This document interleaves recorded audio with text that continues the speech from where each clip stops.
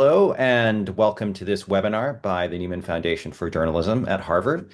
I'm Henry Chu. I'm the interim curator of the foundation, and really happy that you're joining us today to hear more about the fellowship program that we offer, and that forms the very core of what we do at the foundation. I know people are joining us from far and wide, not just from across the US, but from around the world too. So I do want to make clear at the top of our conversation that the fellowship application period for international candidates has actually closed for the 2027 class.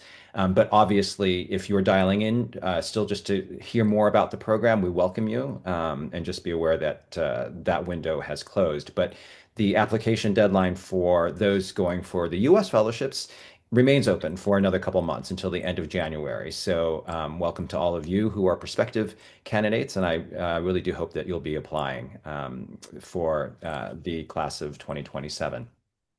Let me introduce to you the three current Nieman Fellows of the class of 2026 who are on with me now and who can talk about their experiences so far during this year. I'll go by last name in alphabetical order. And first is James Edwards, who is an award-winning journalist who hosts and reports the newly released podcast called Heat List.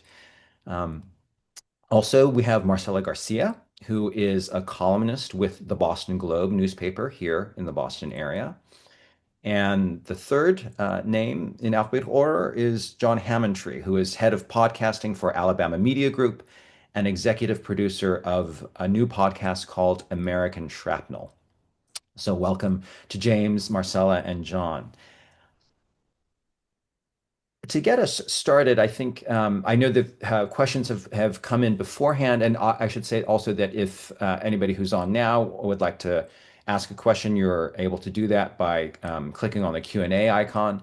And there were several questions around particular themes that have already come in, and we'll address those soon. But I'd just like to already call on our panelists now to tell us a little bit about how you heard of the fellowship, decided to apply, and how you approach the application process, which I know can be daunting for a lot of people. So just because you're first on my screen, Marcella, I'll start with you. If you can give us a background on that. Sure. Thanks for having me, Henry. Yes, I the fellowship was is something that's always been on my mind. I moved to Boston 25 years ago from Mexico to pursue a graduate degree in journalism, which I eventually received from the Harvard Extension School. And so I knew about the fellowship since then, and it had always seemed to me a very prestigious, it always was on my radar. And when I started working at the Boston Globe, again, every year I would look closely at the announcement at who would the fellows be that year and so on. And a few years ago, I started to think really that I should apply, that I should apply. I always knew I would eventually, but a couple of years ago is when I started to take it seriously. I almost applied the year before, so for 2024. And the reason why I didn't is because I realized that if I was lucky enough to be granted the fellowship, that I wouldn't be working during the 2024 presidential elections. In retrospect, I would have loved to miss that, but that I didn't want to miss it at the time, so I waited. And in August of last year, it's when I decided, basically, 6 months before the application was due, is when I decided I'm going to apply this year. And I spoke to my boss, who was very, very supportive, and he said, sure. And the way that I approached the application process, again, this is August, September, is that I basically went full journalist on it. Like I started, I'm lucky enough to be in Boston and to have access to a lot of Nieman alumni. And so what I did is, like, I started contacting the people that I knew, acquaintances, friends, people that I have met throughout the years who were here, whom I knew had been Nieman alumni. And so I just started talking to them. I started to get tips early on. I didn't have a project then. Everyone told me, don't worry about the project that yet, just like, and so I just asked everyone again that I knew about the fellowship, and just to started to get acquainted with everything that I could know and learn about the Nieman. And so I don't know if that was the best approach, but like September, October, November, December, I just was learning and meeting with people. And then in January, I guess true to form, basically last minute, I mean, not last minute, the application is due January 31st. Is that still the case this year? But last year it was January 31st.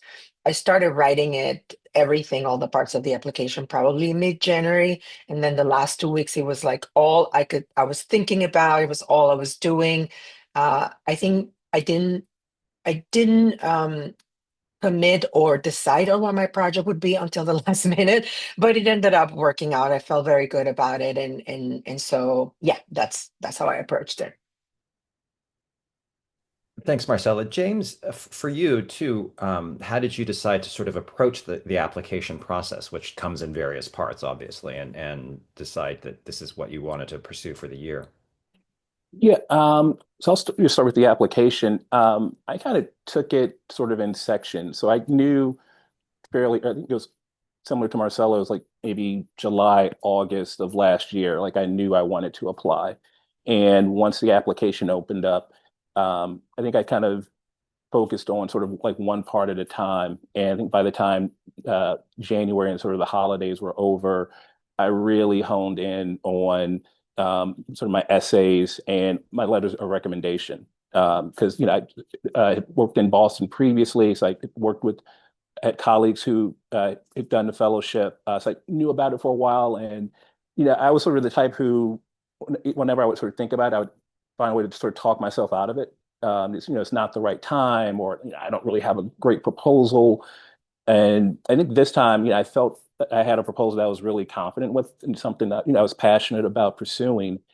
And a big part of it, after talking to people about it and attending a Q&A like this, this was on Blue Sky. A lot of it was about sort of you and sort of your background and kind of why you're doing what you're doing. And I really took a lot of time thinking hard about that and kind of crafting sort of the essay kind of centered on that more so than just my work. And also identifying people to write my recommendation who could also just write about me as a person rather than just my work. So I feel like, I was like very methodical in sort of crafting sort of both of those parts of the application. I think that's the parts of it that I like spent the most, I wanted to spend the most time on just to get it right. Thanks. And you, John, tell us about your experience with the Yeah, application I process. uh, didn't have much connection to Boston, but one of my friends and colleagues and mentors, John Archibald, did this fellowship several years ago. And we happened to be coming up to Boston 2 or 3 years ago to record an interview for a podcast we were working on together. And he was up here also for, I guess it would have been the 85th reunion get together for Nieman at Lippman House. And so, because I was up here and he was up here, I got to meet some of his Nieman colleagues. And he has been telling me from the moment he got back that it's a life-changing experience and that I should apply for it. He's right, of course. And it so happened that my wife and I had a baby in September. And so I was on parental leave for 8 weeks. And I kept telling myself, oh, I'm going to use this 8 week period to work on my applications. And of course, I didn't. I used that time to sleep when I could. But I knew that this would have been the year that I wanted to apply. We had a newborn and a 3-year-old who are now 1 and 4. And I convinced myself, and I now see that I convinced myself this in error, that it would be best to do this fellowship before the kids were in elementary school because that would be the most disruptive. That was the narrative I told myself then, that like I have to do it now. And I'm glad that I told myself that because I'm glad that I did it when I did it. But I will say, for anybody who's on this call with kids, there are people who have teenagers, there are people who have 6, 7, 8 year olds. There's not a right or wrong time to bring your kids to Cambridge. It's a wonderful experience from that. There are different difficulties, I'm sure, with each age, but I'm glad that I used that as an excuse to apply when I did. And then, like James and Marcella, I think I did the bulk of my application writing in early January, right after the holidays. I had been thinking about it for those intervening months, but not making myself sit down and write it.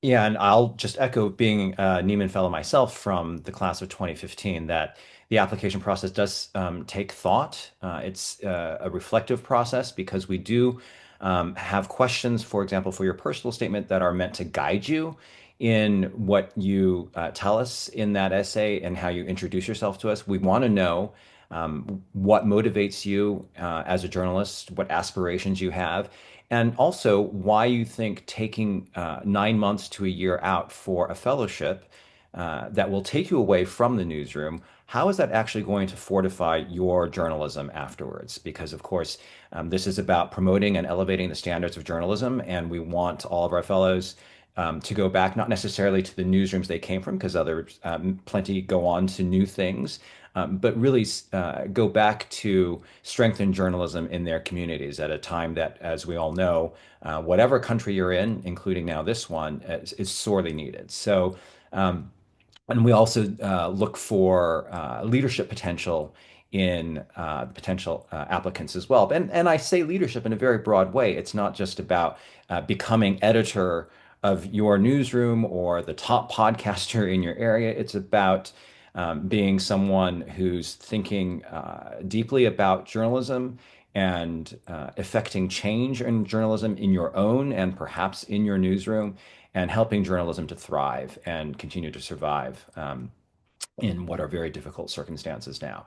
So let me address, before we go on to the panel again, just a few of the questions that have come in that have all been sort of grouped around a theme. We often are asked whether we look for a particular kind of journalist, whether you have to be of a particular age. It has been sold in the past as a mid-career fellowship, and whether you need to come from a particular region or not. So I want to say right now that the answer to all of that is no.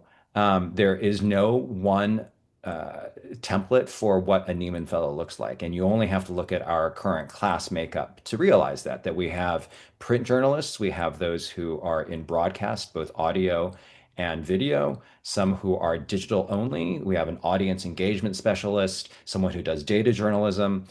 They come from different parts of the US and from around the world. I think we have 8 countries represented right now among our 11 international fellows. My year, I think we had 11 countries out of the cohort. So there is no single kind of role that we look for when we choose fellows. Neither is there an age restriction in either direction, too young or too old, although I will qualify that by saying we do require that all applicants have at least 5 years of journalism experience. So that obviously has a bit of a floor in terms of age, but it is not a mid-career fellowship. I think that's a phrase that doesn't really serve anyone or journalism now, given that journalism has changed so drastically. And I think, in fact, one of the strengths of this cohort, of my cohort, is that there is a range. Older journalists have plenty to learn from younger, and younger from older, and from across the various mediums that we represent. So I want to make that clear. There was a question, and potentially from, I suppose, a would-be international applicant as to whether English proficiency is required. I will say that that is another hard and fast rule that we have here because it is a fellowship that's based at Harvard, an American university, where not just the classes, but the in-house programming that we have for you at the Nieman Foundation is all going to be conducted in English. So that is a must. But I think for most American journalists, that won't be a problem. Let me ask each of the panelists too about the second essay that you need to write, which is your proposal of study. And if you can, a number of people have asked, like, how did you go about deciding on one? Harvard is so overwhelming, it has so much to offer. So if you could just talk a little bit about what informed your decision in coming up with a study proposal, how you went about it, and also what you're doing in pursuit of that proposal now. And actually, James, we'll start with you. Yeah. Um, so it's funny. So for me, it kind of started, let's say, almost 3 years ago, even though I didn't realize I would be applying for it in Nieman. But it was while I was living here in Boston, and it was just coming off of working on this kind of multi-platform project with Frontline, where we did, a podcast, documentary film, a web interactive art installation. And afterwards, I saw this play right here in Cambridge at the American Repertory Theater called Twilight Los Angeles by Anna Devere Smith. And it's sort of in the form of a documentary style play where it's, play that's kind of generated from kind of pre-existing material like, interviews, transcripts, government records. And I remember just like watching this at the time and just what, mesmerized just by the production, but also, thinking in the back of my head about, this project I was just working on and, were we using these different mediums and thinking like, the stage would be really cool to, tell this story. And, I didn't think at the time, to apply for the Neiman, but that was just something that kind of stuck in the back of my head. And I moved to New York not long after, and just somebody who loves going to theater, and I saw other sort of documentary style productions, and that was just something I was really interested in pursuing and looking for ways to, kind of expand, my journalism. Because, before I got into journalism, I was a film major. And then even while doing journalism, I've done, improv, stand-up comedy, and then working in narrative podcasting, which is sort of another way of sort of expanding, just, storytelling for me. And so, I kind of had the idea for a while. And when I finally, decided to apply for the Neiman, I thought, that was sort of the perfect opportunity to pursue, especially just with the partnership with Harvard and the American Repertory Theater and the sort of theater, dance, and media department here at Harvard, which I believe was established just around 10 years ago. And, once I got here, it was just really lucky that there was a class called Making Horizontal Theater, which is collaborative playwriting and songwriting, which is where we've been creating an original piece from scratch. So, our class of just 5 or 6 of us. It's all based on interviews, and we just had our first stage reading of this piece just 2 weeks ago, and this spring we're going to kind of do a full sort of stage production of it. I think it's coming in April. So for me, it was just being very lucky just with the timing because that course, instructors were just telling us the other day that the last time they taught the course was the 2020-2021 academic year, and it was like during COVID, so it was remote. So this was the first time that they had the class back in person for the first time. So I was really lucky with that. And then even when you have a proposal coming in, I think it's always good to allow yourself to be open to discovery because you never know, what you're going to find. And for me, that was finding this other course called documentary poetry. And I'm someone who has not written poetry since high school. And I remember during orientation, we were talking about, classes and what we were going to take. And another fellow said, you should do poetry. You should take poetry. And I was like, poetry? Like what? And but I just went back to the catalog and just like was curious, what poetry classes are offered, and saw this documentary poetry class, and it's taught by Tracy K. Smith, who's a former U.S. poet laureate and just an amazing person, writer. And that class has been just one of my favorites to take because it's just another way of kind of expanding my work and kind of using the journalism I've done to a different medium to sort of express myself. And, that's been just one of the most rewarding classes I've taken for a while. So it's part, if you sort of following sort of what you're looking to do, but also leaving that space to allow sort of those courses that could surprise you that you maybe weren't thinking about taking going in. John, what about you and your course of study? Yeah, I would say as you're putting together, your proposal, try to wrestle with the questions that keep you up at night. It doesn't necessarily have to be tied to your beat, tied to your existing resume. I am not a sports journalist, and yet I live in Alabama where everything is sports. I grew up in Alabama. And in a lot of ways, my entry point into journalism was reading sports scores in the newspaper and reading, stories about University of Alabama football. And I won't say the other school in Alabama's football, but if you follow college football, you may know who I'm talking about. And then from there, reading comics and reading movie times and reading, I'm dating myself now, but like it used to be that if you wanted to know anything about your community, you had to pick up the local news or watch the local news. And in the act of doing that, even if you were just seeking out information about your sports team, you were seeing headlines, you were seeing columns. That was my gateway to reading my friend John Archibald's columns in the Birmingham News, was that I was reading it for other things as a teenager and as a young adult, and then found myself reading more and more the local news. And what I realized, in the 10, 11 years that I've been working for Alabama Media Group, is that on-ramp is broken. That people can now surround themselves in a news environment tailor-made to their interests. So if you're interested in just sports, you can consume just sports TikToks, just sports podcasts, just sports YouTube videos, just sports blogs.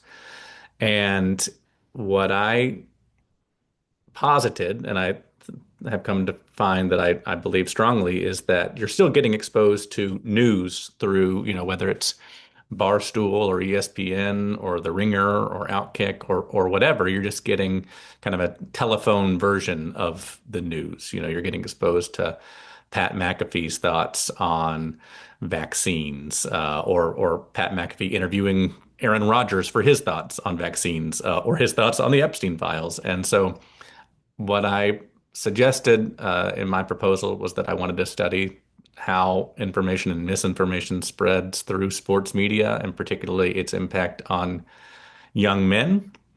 And I am taking a course next semester on sports and society. And then I've also been taking a course this semester on Christianity and fascism, which may not sound deeply related, but sports is related. Sports is a religion in the South and elsewhere. And then also, I wanted to compare and contrast Alabama, which is heavily a college football town, with Boston, which is not at all a college sports community. But Barstool originated up here, The Ringer originated up here. So a lot of these media outlets that have kind of set the template for how sports information is consumed were started in Boston. There are some others that also started down south. But so being up here has given me access to those opportunities. But then, like James said, part of it is just kind of baking in time for moments of serendipity. That you're going to walk away from this thinking that Nieman is a theater program, but I'm also taking a playwriting course that has been transformative for me, and it just so happens that was something that I was interested in, and I've learned a lot from James about as well. And I think, John, you have to be careful about saying that Boston is not a sports town if you talk to anybody who rows crew or plays hockey. So it depends on But which fair. I you're was going talking to about. correct the record. I was going to correct the record It's as Yeah, heavily a someone pro who has sports lived. town. Yes, Marcella, yeah, that's true. yeah. Not college. Sorry. Yeah. No, but So Marcella, yeah, for give us an idea of your, academic pursuit while you. yeah, so my project came about. I had so many ideas for a project because someone in learning about Nieman alumni from Nieman alumni and their projects, people would tell me, just pick something that you're passionate about, which was not helpful to me because as journalists, we're passionate about many, many different things. And as a columnist, I have the immense privilege to write basically about just many topics. Obviously, as an immigrant myself, and as someone who has covered immigrant communities here in the Boston area, state level, and also national, I am obviously drawn to columns about immigration, right? And but then someone told me, well, think about the last 12 months. What is the column that you have been the most passionate about? And at the time, I had been writing about a local case of a woman who had gone missing, an immigrant woman who had gone missing in East Boston, and whose case had basically been mishandled by the local police. That woman remains missing, but I stayed with the story, and I just remember being pretty much obsessed with her case, and I traveled down to El Salvador to meet with her family. I stayed with the case and wrote many columns about it, and so that's basically the what led me to my project, which is just studying undocumented women as a subgroup of a very vulnerable population, undocumented immigrants here in the U.S. and just studying undocumented women from a multidisciplinary lens and just dig as to why they perform worse than any metric. They earn the least amount of money of all demographic groups. They just are incredibly vulnerable. So that's what led me to pick the project. But like I said, I have so many ideas. I wanted, at some point, I remember even going so far as to write something about misinformation in Spanish language communities, which is a really, really immense problem that has to do with where Latinos or Spanish language speakers get their news. And so I remember being really passionate about that, but I ultimately decided on studying undocumented women because, again, I felt that personally I was most, like James said, I was just most invested in that in that topic more broadly, and so that's how I decided to do that one. In terms of the application, I just something that also helped me, because it has to do with the project, that James also said, is that bringing your personal story and journey, such as it is, really helped me, again, decide on this particular project, because I could see myself a lot, even with my own privilege as an immigrant. It just allowed me to be more introspective about my own experience as a journalist, as a woman of color here in the U.S. Um, Again, it just made, I think that's why I decided on this project, right? Because as a woman of color, it just allowed me to bring parts of myself into the application, if that makes sense. That perhaps I wouldn't have been able to do so if I picked another project. And so in terms of the classes that I'm taking right now, I'm taking a class at the Kennedy School of Government about global migration, and it's been incredibly illuminating, because as someone who's covered immigration here in the U.S. for a long time, I'm obviously centered in domestic issues, but learning about other parts of the world right now has been so insightful, and this class in particular is so expansive that um, again, it has been very, very rewarding. And the professor is super, this woman who's a lawyer and who knows a lot about international immigration law and protocols. And so that's been really, really illuminating. I'm also taking a class at the Divinity School about religion, and actually, we the professor during the syllabus, and you'll appreciate this, John, because obviously it's called religious dimension in human experience, and it's just about all the dimensions where religion plays a part, and one of it is sports. And so he he had us watch Chariots of Fire for the class, which was, I mean, it's a film that I hadn't seen in a long time, but like it was very interesting to watch it now. And so that one just came about my own personal interests, right? Like as a person. But one class I'm particularly excited about in the spring, which I was just accepted as an auditor, is one that has to do with histories of emotional labor. And so that obviously intersects a lot with my area of study, because undocumented women tend to be the ones doing emotional labor, which tends to be invisible labor, which obviously lends itself to a lot of exploitation and just a lot of vulnerabilities there. So I'm really, really looking forward to this class. And that class is from another department. It's not from the Kennedy. It's not from, it's from the Department of Ethnics. um I'm gonna bungle the department, but it's uh, from the humanities, something something. So yeah, I'm also taking a dog class, which is insanely interesting to me, and one of the things that they tell you or encourage you to do here at the Nieman Fellowship is to pursue interests, personal interests that really have nothing to do with your identity as a journalist, but because that obviously takes you into directions, or hopefully will take you into a direction where you just going to pursue personal growth. And so, as someone who's always been interested and obsessed with dogs, that class was fascinating. It ended up being a lot more technical than I thought it was going to be because it was a an evolutionary biology class, and so they were pre-med students with me. And I mean, that's another dimension of the fellowship that I found incredibly rewarding is the students that you get to meet during taking the classes. Like you sit with graduate students, but you also sit with college kids, like undergrads, and it's crazy. It is amazing to be able to sit right next to them and learn. In my dog class, actually, there is a guy who is in the he's from Ireland, and he is in the national team, the rowing national team for Ireland, and he competed in the last Olympics, and he hopes to compete in the next Olympics for Ireland rowing. And he obviously is in Harvard's rowing team, and he was at the head of the Charles, a rowing competition here that happens earlier in the fall. So, I mean, that's just one example, and that also is an incredibly rewarding part of the fellowship to be able to meet college students and just learn from them. Thanks. You've all touched on points that I think are so valuable that I also want to expand on also slightly. You've heard the three fellows here talk about the variety of classes that they're taking.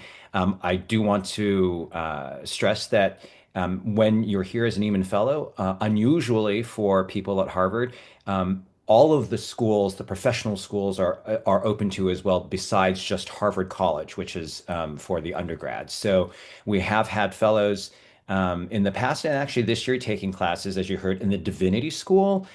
Some have taken classes at the Harvard Medical School, at the School of Public Health, certainly. The Kennedy School of Government is a major source of classes that interest Nieman Fellows, and also the business school. So the fact that you get to skate across the university is a big strength of the fellowship on the academic side. And I appreciate what you guys said about serendipity, because my own fellowship year, although I came as the Europe correspondent for the Los Angeles Times, probably the best course that I took was one that I kind of stumbled into, and it was about the development of the atomic bomb and the decision to drop it on Hiroshima and Nagasaki. And it wasn't something that related directly to my coverage area, but it gave me ideas about policy, about the contingency of human decision making that certainly informed my work as a journalist afterwards. And that's one of the great values of being at Harvard and having the wealth of intellectual resources that are available here to help stimulate and broaden your own thinking. These are answers that I'm about to give to some common questions about the study proposal. Is that there isn't a deliverable, and that we don't expect you to produce an actual project, whether it's a white paper or anything like that. This is about your intellectual stimulation and broadening, as I said, and invigorating that side of you. And also, though you get to plumb a lot of different subjects, if you'd like, this is not the time to pursue a book proposal either. This is not a book writing fellowship, which can often be very isolating because people just, go to the library and research their books. That is not what this is about. This is a fellowship in all senses, and that means a community that we try to develop with the cohort, which we'll talk about in a minute. A couple other things I wanted to address very quickly that aren't exactly related to that I didn't say before when I talked about the different kinds of people who apply. Somebody did ask whether you can be a freelance journalist and apply, and absolutely, we have freelancers amongst us in this cohort, so you don't have to be a staff member of a long-established legacy news outlet. Far from it. So let me be clear about that. And something else that Marcella had mentioned in her comments about preparing the application is contacting Nieman Fellows who have gone through the program before. That, for me, also was incredible value to hear more firsthand about their experiences of the program and of the application process. And an amazing thing about the network of Nieman alumni around the world is that they are often open to people whom they don't even know. I contacted a Nieman Fellow who was just suggested to me by a friend, and just said, "Hey, could I talk to you about the program? And could you tell me more about it?" And they were lovely and very forthcoming and helpful. And I think I see some nods from other of the panelists that definitely can happen. So I encourage any of you who is listening who wants to apply, feel free indeed to reach out to Nieman Fellows, even those whom you don't know, to get some guidance and some good thoughts about what we do here. Um, I'd like to talk about the fellowship application, not application, sorry, the fellowship component of this year and what that's been like for you so far. We're now about 3 months in. The first semester is just about over. But because this is not, as I said, a monastic fellowship where you're closeted away working on a book, um, James, what is that meant for you so far, and how has that been part of the experience of this year? I mean, for me, that's been, I think, one of the most rewarding parts is, getting, to know the other fellows. Just even outside of, the sort of weekly sort of seminars and gatherings, just, we're all sort of living most like kind of Cambridge, Somerville area. So we're spending, a lot of time together, just like outside of classes, on the weekends. And just, the time has just kind of gone by so fast. It just feels like, our orientation was yesterday. But yeah, for me, yeah, personally, just um, yeah, especially during our sort of sounding presentations and getting to sort of see, why everyone sort of pursued sort of journalism and kind of what brought them here and learning each person's story. For me, it's been one of the most kind of rewarding, kind of fulfilling parts of the fellowship. Marcella, if you could talk about that too, I'd love to hear. Yeah, like James said, it's really the fellowship that happens during the fellowship year that is one of the most rewarding aspects of this year. And people tell you this, obviously, like in speaking with Nieman alumni, I remember them saying, and it's true what Henry said, that they will be happy to talk to you, and I would be happy to talk to you. I will dedicate the rest of my life to talk to anyone who wants to talk to me about this transformational year anytime, anywhere. I already met with a couple of people who reached out to me who were interested in applying, and I was like, absolutely, I will be there. And again, they would tell me when I when I was in your shoes and everyone, I was interested in applying, they would tell me, you're going to make, the best friendships of your life. I'm still in touch with my own class. They all have like a WhatsApp group. The class really, really grows close.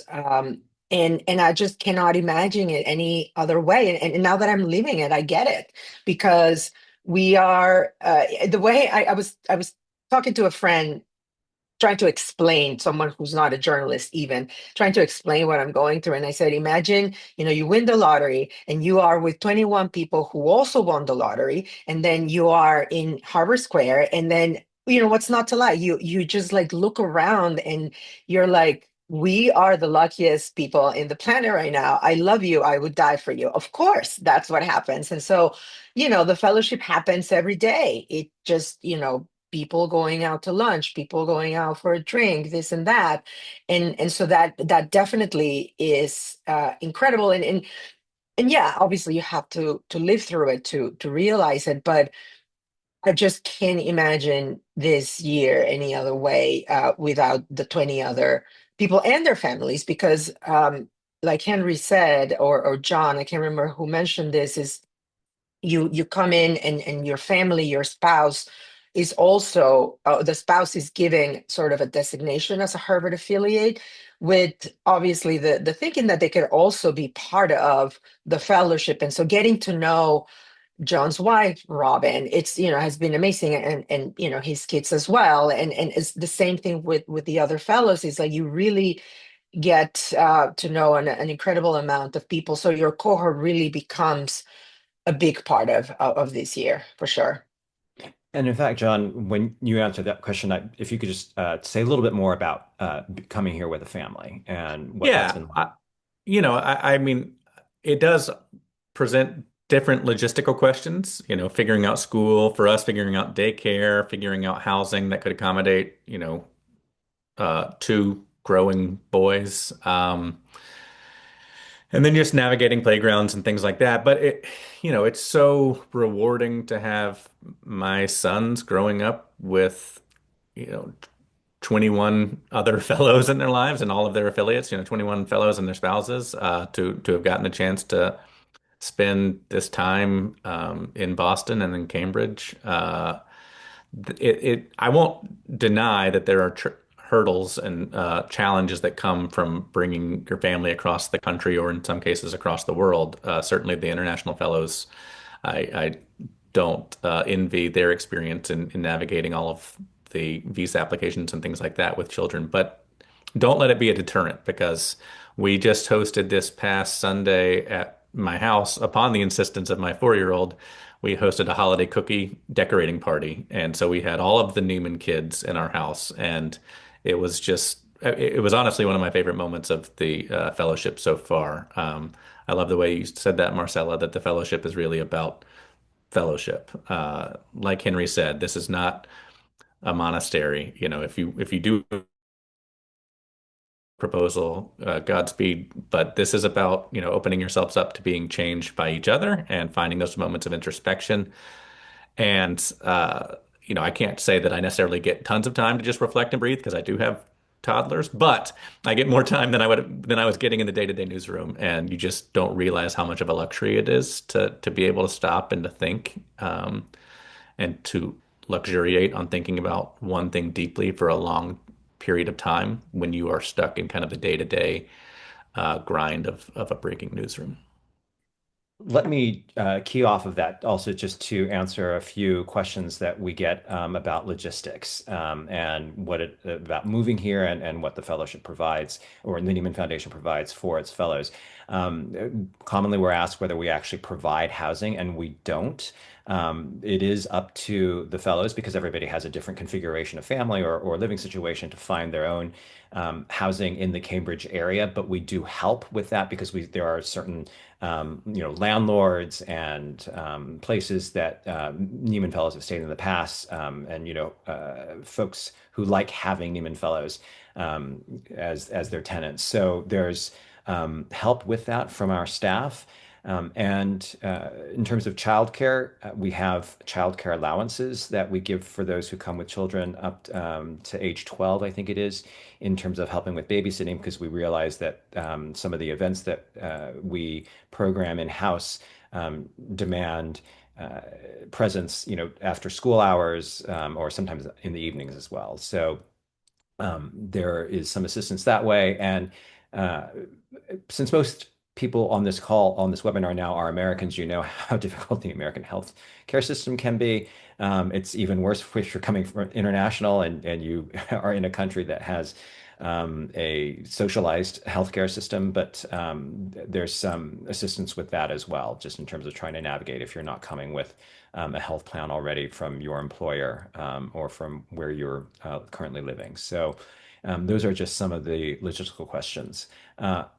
I also want to address something that Marcella brought up that I think is very valuable for those of you who are thinking of already preparing your application. And that is about being genuine and being who you are and letting that shine through. I mean, there are the questions you'll see in the application that we ask you to think about and address in your personal statement. And those, as I said, are meant to guide you, but they're really about letting us know more about who you are as a person and as a journalist. And that also brings me to a question that has come in, but that I wanted to address anyway about now the use of artificial intelligence on applications. AI is looming over all of us, over our jobs, our lives in so many ways. We have a fairly strict policy that we've enacted for the Nieman Foundation Fellowship applications in terms of what AI usage is acceptable, and you'll find that on the website and in the application. So I did want to address that now, and one of the prime reasons for that is, again, that we want to get to know you. I mean, if you should progress to the finalist stage, there will be interviews and it will be you. It won't be an avatar of you that we'll be interviewing, so we want to get to know authentically who you are. And that's what we'd like to see come through in the application process. Um, Let me go over slightly what something that James had touched on when he mentioned seminars and some of the things that we do here at the foundation, just so you understand what I mean when I talk about in-house programming. So we do have weekly seminars that we put on for the fellows at Lippman House, which is Nieman Foundation headquarters. And those are often professors and other members of the Harvard community coming in to talk about their areas of expertise. And we also have people who are in the news industry, whether they're leaders of their newsrooms or in organizations that are working to promote journalism. They'll also come in and speak. There are also some hands-on workshops that we provide for the fellows. And we also encourage the fellows themselves to do what we call DIY sessions. Again, Harvard is brimming with resources that not everyone can get to, including classes that you might not be able to take. But hey, there might be a professor you really would love to hear from, and you think the other fellows would like to hear from as well, and you invite them over for a session with fellows, or somebody who's in another part of the news industry that you are not familiar with. All of this is open for the fellows to plan and organize on their own and to hold at Lippman House. So the last thing that I'll mention that's an in-house thing, I think is the most special, and that's something that you might see referred to in various places on our website. Those are called soundings, and those are weekly get-togethers of all the fellows and the affiliates, the partners who can make it to hear each fellow in turn over the course of the year give a presentation about him or herself and their journey in journalism, why they do what they do, and it's a way for each of us to get to know everyone better, to bond. And then there's a meal afterwards, a dinner together where we break bread and continue the fellowship of the Nieman Fellowship. So that's a sum up of the in-house programming that we do. Um, James, could you clue us in now that I've mentioned the in-house programming and the classes, kind of what your day-to-day looks like here while you're a fellow? Yeah. Look, my day-to-day is a little bit busier with homework because so I'm in four classes, and three of the four, like the requirement to get in, since they were all very small classes, was to do sort of all the coursework, which I think is sort of not typical for most fellows. But for me, it's been, really rewarding. And, two of the classes, the work is also like very collaborative. I'm not just sort of coming up with ideas and kind of working on them on my own. I'm, sort of sharing them, with classmates, and they're sharing, their proposals and ideas with me, and we're kind of building each other's ideas. So it's been, a lot of sort of coursework and kind of in-class meeting. Our horizontal theater class, we're doing like a lot of rehearsal work, like over the weekends, up for our stage readings, and next semester I'm kind of planning to be sort of part of the rehearsal process for that production. So it's been like a lot of homework, but also just a lot of in person, just with my classmates. A lot of trips to sort of the library and archives. And that's sort of the other thing too, just sort of outside of the classes, or just all of just the events and lectures. I think when we started, I think I forget if it was Henry or who described it as, you're kind of being thrown into the middle of, an intellectual Disneyland. And, that's not an overstatement. And, this is, you just kind of come in, you have to accept that you can't go to everything. I'll see, so many events that, like 12 o'clock on Wednesday, but it's like, oh, I've got classes from 12 to 5, but then there's, always something else. So that's another thing. I'm always like, calendaring stuff that, maybe I can go to, before class, or events in the evening. The Kennedy School, has a lot of really interesting events going on, especially, in the evening. So, just this past Monday, there was a panel discussion about, Sudan and just the situation there. And then an hour later, there was a panel with Eric Schmidt of Google, about sort of AI and the future of AI.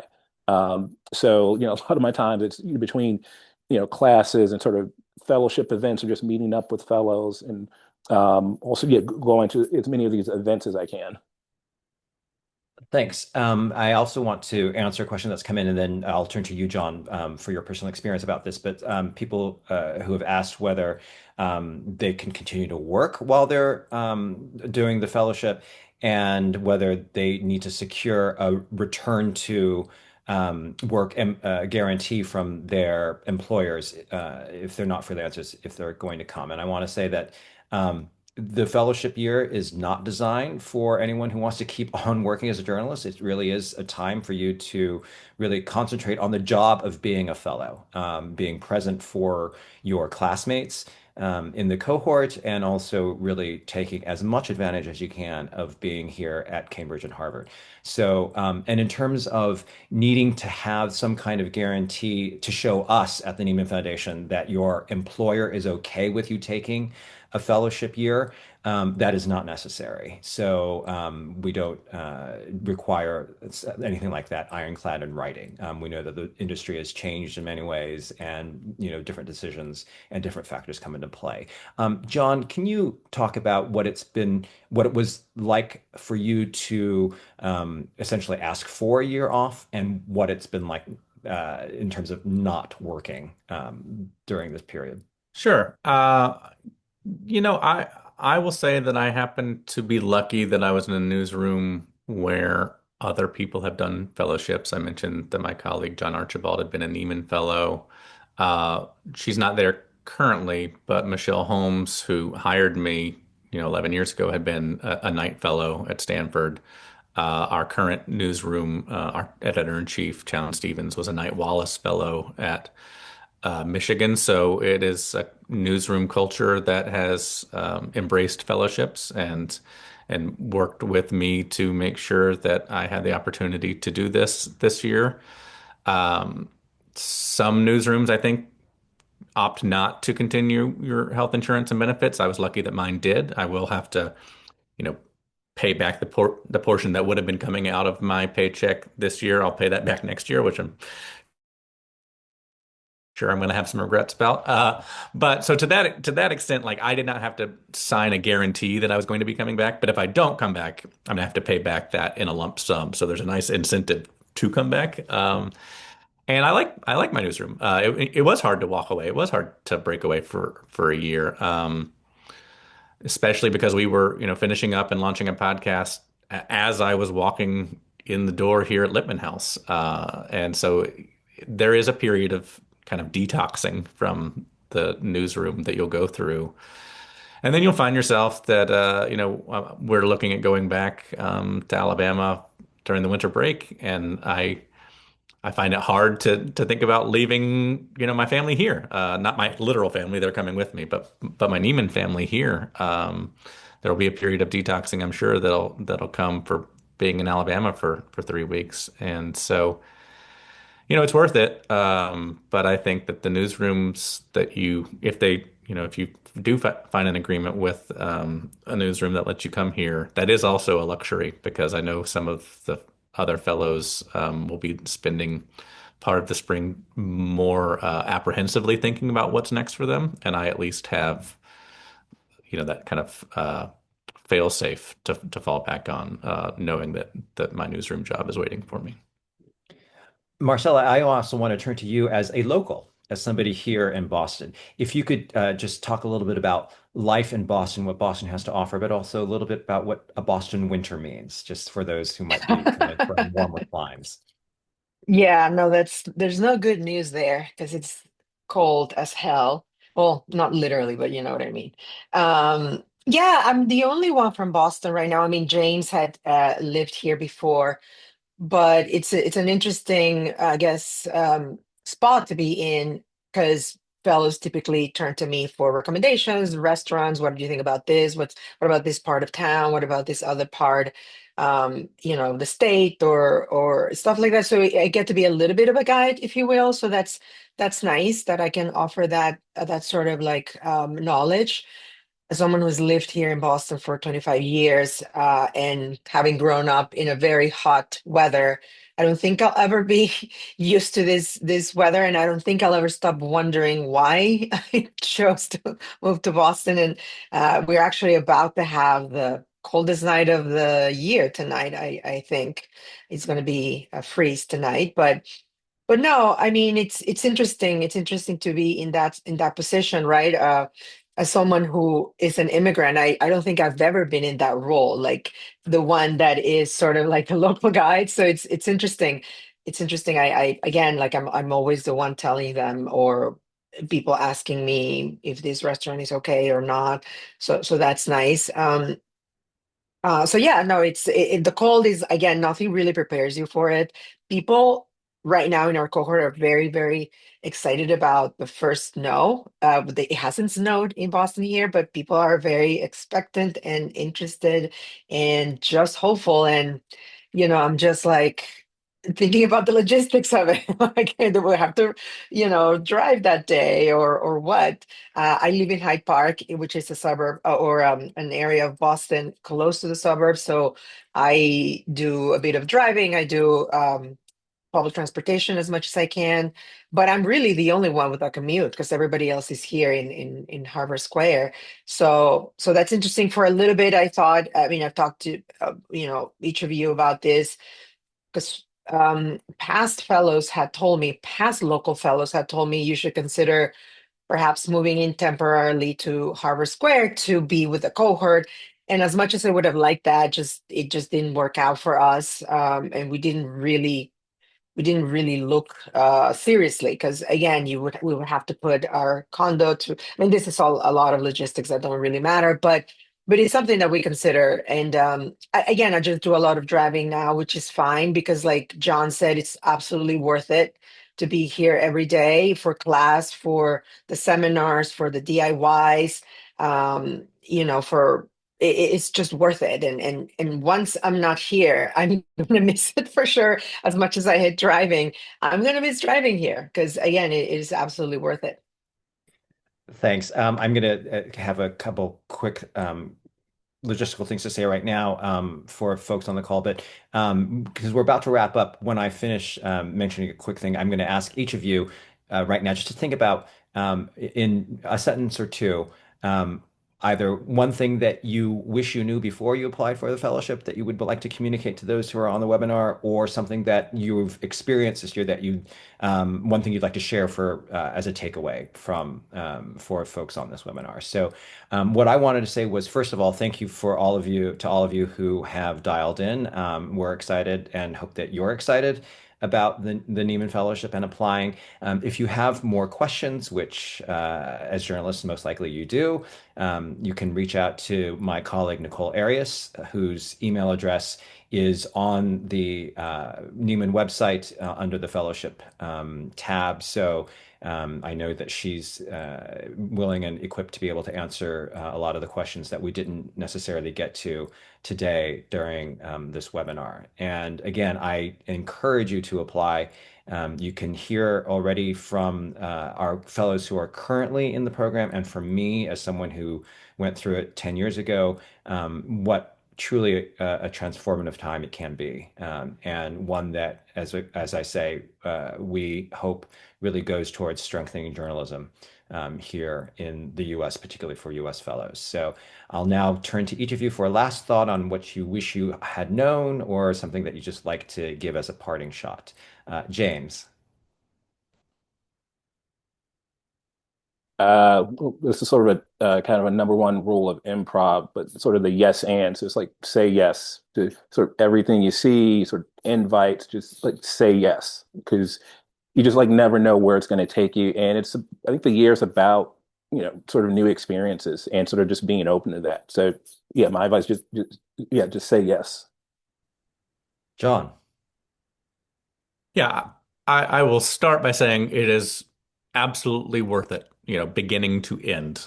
But you should, even if you're talking to somebody who went through this fellowship 10, 15, 20 years ago, do your research on the cost of living in the area because cost of living changes every single year. And so where somebody was able to live 7 years ago may be drastically different than you'll be able to live on the stipend now. And that is just something to be realistic about, but it is worth it no matter what, if you're able to make it work for you financially. I would say, but but research cost of daycare, research cost of living, and make sure that it does make sense for you financially to come do it. And And please do it. Marcella, yeah, as the Bostonian, you get the last word. So one thing I wish I'd done before the application, I don't really have any sort of practical tips other than to familiarize yourself with the offerings of Harvard. Like go full reporter on it. What are the departments? What are the schools? What can I get from Harvard too? I mean, this is about you also, right? And so you want to get familiar with that as much as you can before right now before you apply when you're doing your project, like what can you get from Harvard? Just familiarize yourself with the classes, the centers. There's so many centers. There's so many other fellows too. There's the fellows at the Shorenstein Center, and I'm going to get wrong the names, but like there's just so much here that I think it helps you to think about your project, your application, the whole process, if you familiarize yourself with what Harvard has to offer, and that includes also the classes. Like, look at the course catalog. Like, really become one with the course catalog, because if you do get accepted, that will also help you navigate your first term as well. And then, in terms of, I mean, one takeaway from this to me has been, and one thing I've been trying to keep in mind, just as James said, say yes to everything, but also keep an open mind, because in my case, I'm starting to realize I'm a very introspective person, I guess, by nature. But what I've been thinking about what these 3 months, 4 months has, what it has meant to me is that it really has. I mean, it's going to sound so cliche, and I hate myself a little bit for saying this, but like it really has made me think of the impossible as possible. And the reason why is because of all this that I'm living. Like before I came here, I would have never thought that I wanted to be, for instance, an editor or like a manager. And all of a sudden now I think I can, I think I will, I think I might. But it is because of the experience here. What Jem said is very, very true, that you are in intellectual Disneyland. It is crazy what that does to your brain, to your mind, to your prospects, to your future. And so that phrase, again, as corny as it sounds and as silly as it sounds to you, because right now it may not make a lot of sense, but it really makes this year really makes the impossible possible in your mind. But that only happens if you keep an open mind, obviously. So that's been one takeaway for me so far. And again, it sounds very Pollyannish and very corny, but it's true. This is what this fellowship has meant so far.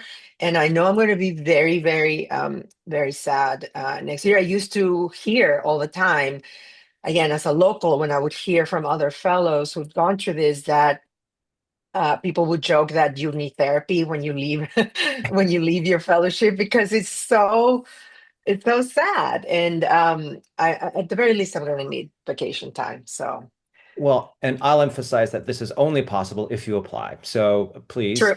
yeah, all of you who are out there thinking about applying, do apply.